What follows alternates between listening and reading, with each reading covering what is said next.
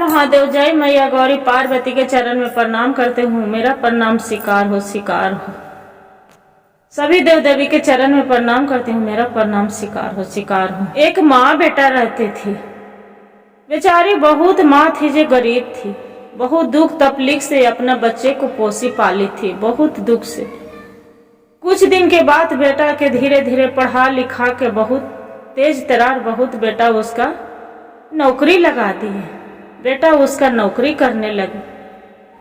बुढ़िया बेचारी अपना बेटा के शादी कर दी है। माँ उसका शादी कर दी है। रोज बेचारी भगवान के भूलना पूजा करना नहीं भूली थी। बेटा बहू एक दिन के बाद हुआ, कुछ दिन समय बीत गए तो एक दिन के बाद हुआ, पूजा कर रही थी। उसका बेटा बोलते हैं रोहित कि माँ तू तो सुबह सुबह जागते रहती है, पूजा करने नहीं थी, पूजा करती है, रोज खाली घंटी की आवाज देकर मेरा नींद हराम कर देते हैं, पूजा उजा मत करा करो। जे बुढ़िया बेचारी बोलती है कि देखो बेटा, यही भगवान के बदौलत आज तू इतना ऊंचाई पर चढ़े हैं। ऐसा नहीं बोलते, बोलते हैं कि नहीं नहीं तो ये सब भरम है, पूजा पाहो देवता देवी, ऐसा कुछ भी नहीं है।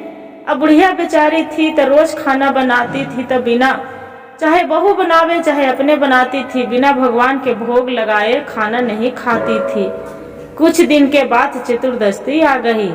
चौथ गणेश चतुर्दशी के वो बेचारी तिल मंगाई। तिल मंगा के तिलकुट बना के भगवान पर, भोलेनाथ पर भी चढ़ाए और गणपति पप्पा पर भी चढ़ाए। गणेश भगवान के वैसी ही पूजा आराधना करने लगे। दूसरे दिन बीते, फिर आरती करने लगे।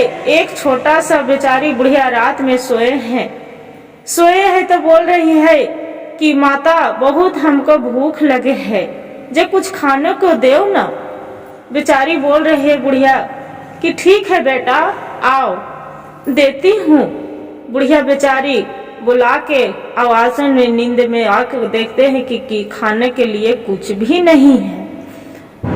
वो अपने बेचारी जाके भूखे बोल रहे हैं कि वो क्या दूं बेटा, कुछ खाने के लिए नहीं है। वो बोल रहे हैं बालक की देखिए माँ, कुछ भी है तो मेरा दे दो, बहुत कस के भूख लगे हैं माँ, कुछ भी दे दो। बोलती है ठीक है। तिल के लड्डू देखते हैं कि एक लड्डू है तिल, तो बोलते हैं कि कुछ नहीं बेटा, एक तिल के लड्डू है। वो बोल रहे हैं कि ठीक है माँ, यही दे दो मेरा। बुढ़िया बेचारी तिल के लड्डू दे दिए और वो खा कर चली गए। सुबह हुआ, रात में सुलाए, दिन में सुबह के चली गए। बिहान हुआ, फिर तीसरा दिन पूजा करने लगे। बुढ़िया पूजा करने लगे। उसका बेटा पूरा चिल्लाया कि यहाँ तू घर में पूजा मत करो माँ, तू बहुत एकदम आप स्वार्थी बन गए हो, कितनों माना करते हैं। बुढ़िया बेचारी रोने लगी। देख बेटा ऐसे मत बोलो, भगवान के भोलेनाथ की कृपा है कि तू इतना ऊंचाई छुए है। वो बोलते हैं कि देखते बिना कमाइले भगवान मेरा खाना दे देते हैं, जे आप तू बोल रही है जे ऐसा कुछ नहीं है, तू मानते रहो।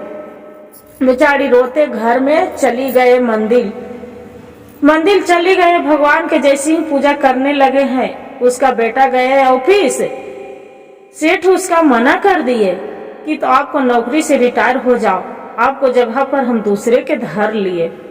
वो क्या करते हैं, वहां से घर आ जाते हैं। जब घर आ जाते हैं फिर देखते हैं उसका बहू रहती है, वो सीढ़ी से गिर के नीचे पड़े रहते हैं बेहोश। उसका जो सपने में दिखाई दे रहा है उसका बहू के कि वो साधु आके बोल रहे हैं कि देखो तू पूजा पाहो और अपमान करती है ना, उसी को आज फल है।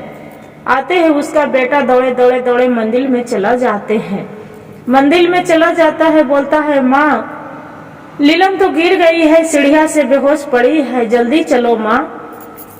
वो अपना बेचारी रोते कलपते जाके शिव गुरु के मंदिर में वो आती है नहीं, जाके उस चरण में गिर जाती है मंदिर में। किया भोलेनाथ या प्रभु, आपको हम कौन गलती किए हूँ प्रभु, वो बच्चा है उसका निदान है, उसका माफ कर दो प्रभु, मेरे बेटा के वो बल बुद्धि दो भगवान।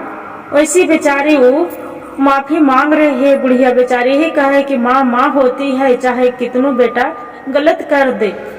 वो बेचारी इतना मांग के मनीते फिर आ जाती है घर में, बहू के बुसका बोलती है कि माँ जी, होश में आते तो बोलते हैं कि देखिए माँ जी, हम सपने में देख रहे हैं एक साधु आके और उनको साथ एक छोटा सा बच्चा है और बोल रहे हैं कि तू भगवान के नहीं मानते हो, पूजा नहीं करती है, इसी को फल है। और सुबह सुबह तू अपमान कर रही थी पूजा करे घड़ी, इसी के फल इसी के लिए गिर गया है, आपको पति के नौकरी छूट गया है। माँ जी आप हम हाथ जोड़ते हैं, गोड़ पड़ते हैं, माँ जी भगवान से विनती करें। बेचारी भगवान से विनती करती है कि अब प्रभु भोलेनाथ माफ कर दीजिए। उसका बेटा के भी नौकरी लग जाते हैं और दोनों खुशी खुशी सास बहू रहने लगती है। हर हर महादेव।